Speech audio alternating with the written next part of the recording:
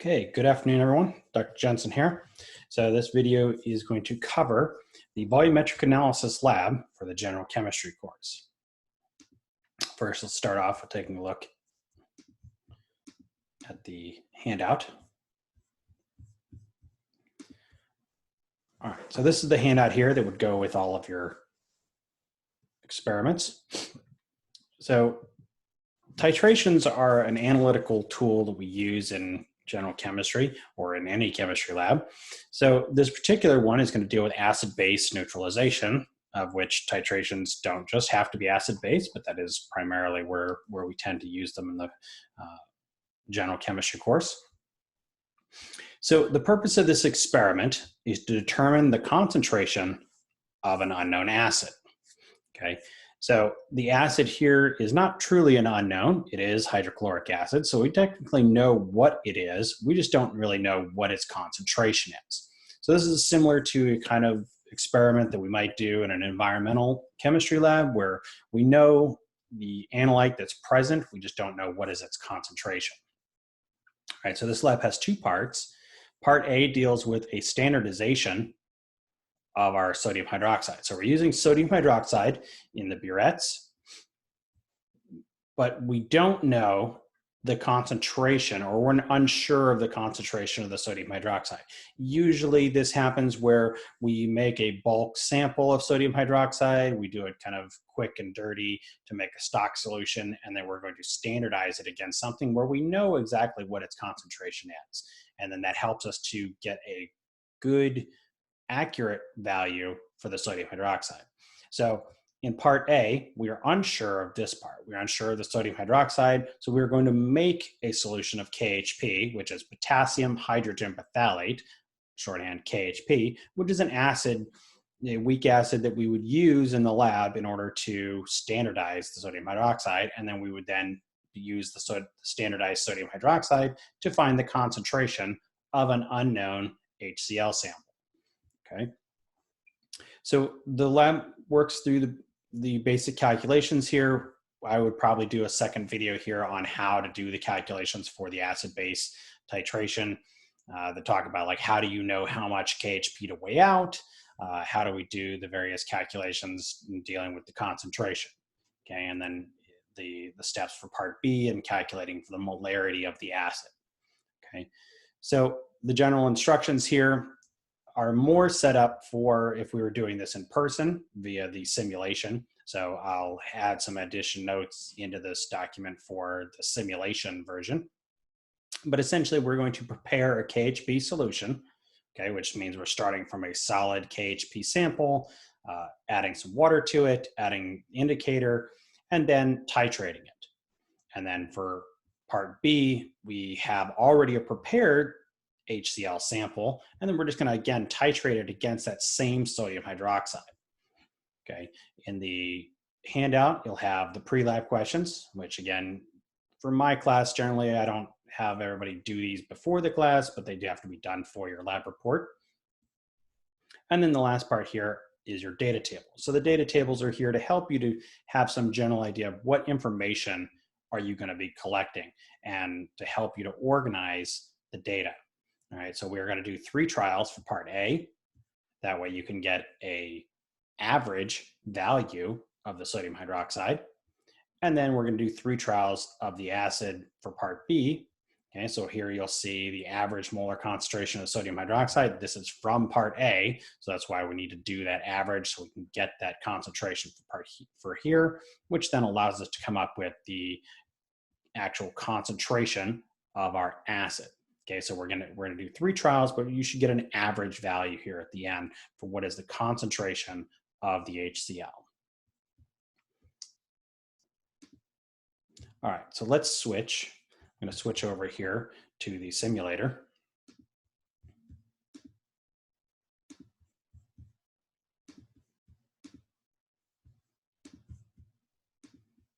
Okay, so what we have here is the simulator for determining concentration of HCl solution using sodium hydroxide and solid KHP. Okay, so what you'll notice right away is that you have various solutions you have various pieces of glassware or other tools that you can add, and then it'll add it into your workspace over here. Okay, so the first part in part A, we want to make a KHP solution. So we're going to need the KHP. Okay, we're going to stick on the soccer room. We're going to need phenolphthalein because we're going to use that as part of our solution. We need some water because we're going to do some dilution, and then we're going to need something to put it in. So we can go over to our glassware and select a 250 milliliter Erlenmeyer flask. Okay, so you can drag and move everything around within the workbench. Okay, so we want to get the KHP and we want to add it to the flask. So you'll see the little scoopula poised there as it's going to simulate moving some of the solid KHP over to our flask. Now the calculations for how much we were going to weigh out is one thing we'll cover in another video. Here we're just going to use 3 grams. Okay. There are other ways of doing this, whether you use the sig fig or the realistic value. My suggestion would be to stick to the precise value. Playing with these other ones made it a little bit more difficult to get the KHP into the solution. So then you would just hit pour, and then it'll say 3.00 grams transferred. And then you just hit the X to exit out. Okay, and we can remove, if you just click on the bottle, you can remove everything. All right, and then we want to add water to our flask. Okay, so here we want to add 50 milliliters of water to our flask. Okay, and so you'll see the water show up in the flask, and it says that we've added 50 milliliters has been transferred. Okay, so again, we can remove our water jug. And then lastly, we want to add phenolphthalein. Don't forget to add your indicator. In any acid-base solution, these are generally clear solutions. So if you have a clear sodium hydroxide and a clear acid and you don't add the indicator to it, you're just going to be adding clear stuff to other clear stuff and you're not going to see anything. Okay, so here we're just going to add 0.5 milliliters. In the lab, we would add just a few drops. Okay, so here it says 0.5 milliliters has been transferred. Okay, so we're done with our phenolphthalein for now. Okay, and so we have a sample of our KHP. Now we want to rename this. Okay, so this is our KHP sample. Okay, and you can actually duplicate this. Now in the lab, again, we would do a couple different samples. So each one of your samples in the lab would be slightly different from one another because the mass that you would weigh out would be different for each one. So here I'm going to do 4 total because the first one I'm just going to use as a throwaway. So this is generally what it gets recommended. What I would recommend in the lab too is to do one that's quick and dirty, and then you have a general idea of where your endpoint is going to be, and then that allows you to tailor your actual samples to be more precise. All right, so the next thing we need is we need to go to our glassware here, and under other, we'll find our burette. Okay, so the burette, here we need to fill with our solution. So here we have about, so there's a little squiggly next to this 1 molar here. So it's about 1 molar. So we don't know exactly what it is. So we know it's about that, but we want to be sure. So when we add this over here, right, it wants to know how much do we want to add. So if we add 50 milliliters, so you'll notice it doesn't quite add 50 milliliters, and this may be a function of sometimes what we would do in the lab is something like where you've added a value to your burette and you got to drain some out. Maybe there's air bubbles and things on the bottom. We got to basically drain it out, but we want to set it to some particular value. You can leave it here at 2 milliliters. Again, it doesn't really matter for the burette what the value is. We just want to record down what the value is when we start taking data. Okay, so I'm going to leave that at the 2 milliliters. I'm going to put this one aside. All right, so in the simulator here, the best way to do this is to set your flask in the middle and then bring the burette to the flask rather than the other way around, because when you bring the flask to the burette, it kind of repositions it. So you see where the flask is set and then it repositions everything. And so it's kind of off the screen a little bit. And so it's a little not positioned right. So it's easier to put your burette, put your flask where you want it, and then bring the burette over to the flask, and you'll see a little green plus sign. That will be the addition part. Okay, so we're pretty much ready to go here. So in our first sample, now, depending on if you're keeping the sample or not, you'd still want to record your initial value. So my initial volume here is going to be 2.00.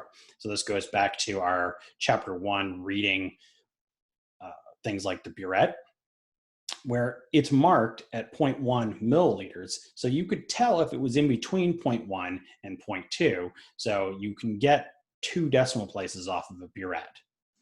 Okay, so we're 2.00 is our starting spot. Okay, so I'm going to add 1 milliliter increments. Okay, so I've added 1 milliliter. So here you are now, say 3. And you also may have seen the pH change here. And it keeps track of how much, what is the total volume of in your KHP sample.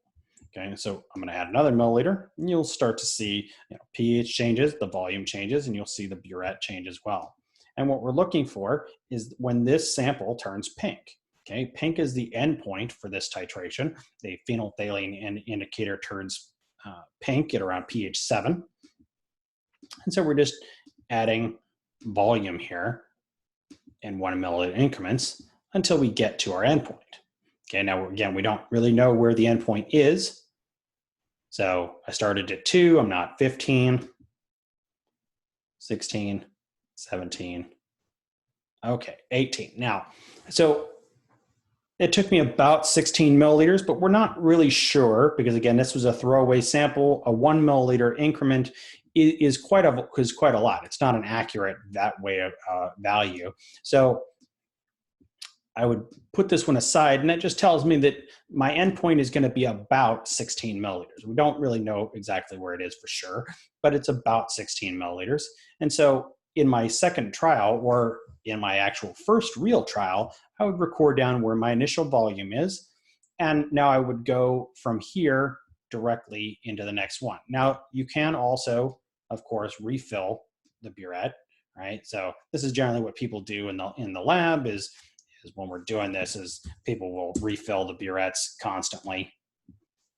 You don't technically have to, because again, the burette works regardless of how much volume is in there. Okay, so my first sample here, so if I'm starting for real, all right, so I have a 0.00 is my initial volume. Okay, so I want to record the 2 decimal place initial starting spot, and I'm going to go for 1 milliliter. Now you'll, so as I add the 1 milliliter, here it changes over to the sample pH and volume. Okay, and so as we kind of cycle through, as we get down to my 15 milliliters added, okay, there's 15 milliliters, all right? So in my previous sample, it went to 16, but I overshot it by putting a whole milliliter. So the question is, how close am I? So this would be the same technique we would use in the lab where we would get close to the endpoint and then begin to slow down. So here I'm gonna go by 0.1 increments. Okay, so by 0.1, it gets us a little bit more accurate value. In the lab, again, we might take it 0.1 and then go drop by drop almost. At this point, we'd be seeing more of the pink showing up in here. So you'd be seeing a visual indicator that you're getting close to the endpoint because the pink would stay around longer as you swirl. Okay, so in the simulator, it's just going to show up right where,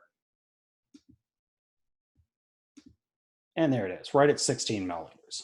Okay, so we see the volume there at 16 milliliters. Okay, and so we would record 16.00 as my first trial. All right, and then you could put your sample aside. We could take the next sample and then start right from there. All right, so my initial volume would be 16 milliliters, and then I would go again straight from here. So by adding the volumes to it, we'd go right down to 31. Okay, and again, you can do any volume increments. Okay, if we do the 0.25, okay, and here we're going to see as we're getting close again, we do the 0.1.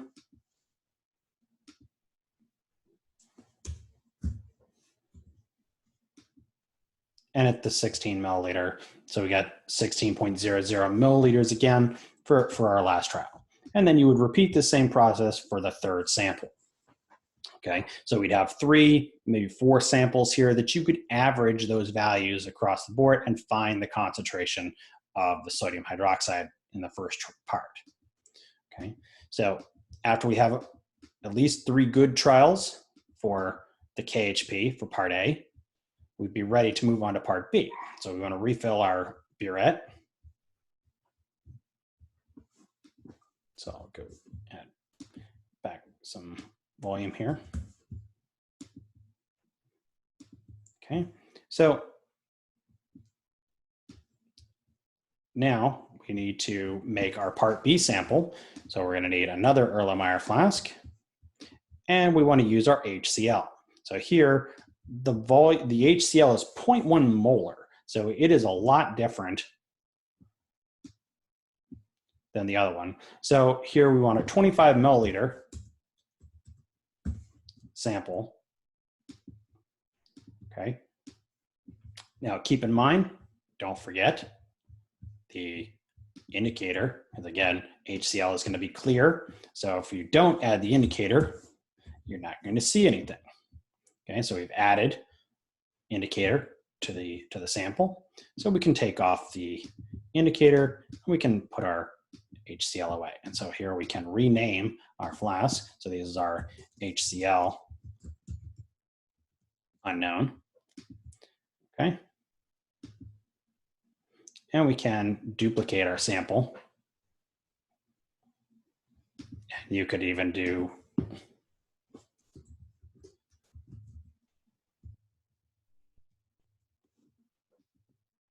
you could rename them as each sample number.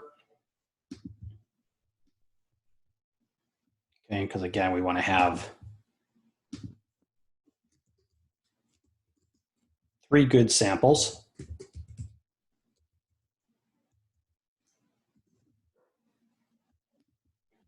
Okay, now I'll probably do one more here just to see where the first one is. Okay,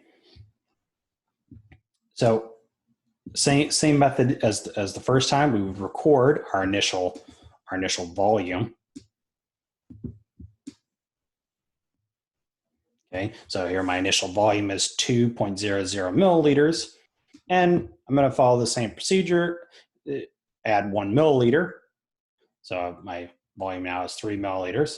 Add a second milliliter and a third milliliter. Okay, so it only took 3 milliliters and I already hit the endpoint.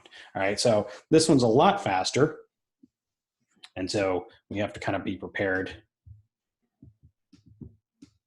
to go a little slower. All right, so this is really kind of where I would start my first titration, not really that first one. So my first initial value would start out at 5.00.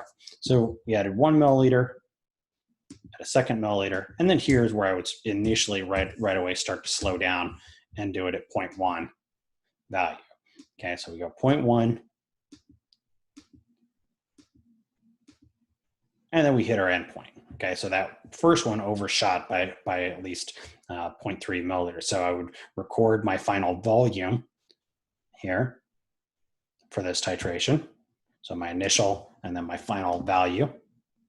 And then I could do unknown number 2, again with the same process, recording this as my initial volume. The 7.70 is my initial volume.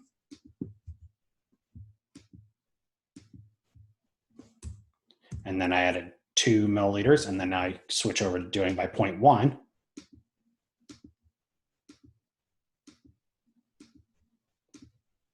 And then there's my endpoint. So now my final volume recorded for my second sample. And so then we repeat the same process for our third one, and then you'd have 3 good samples for the HCl. You could then average you want to average the calculations at the end once with the molarity. I wouldn't average the volume values. I would do the calculation for the molarity of the HCl for each one, and then average the 3 of them together. Okay, and so that basically takes us through the simulator for the volumetric analysis lab. So hopefully after this, there will be I'll have another video that'll go with how do we do the calculations that go with this experiment.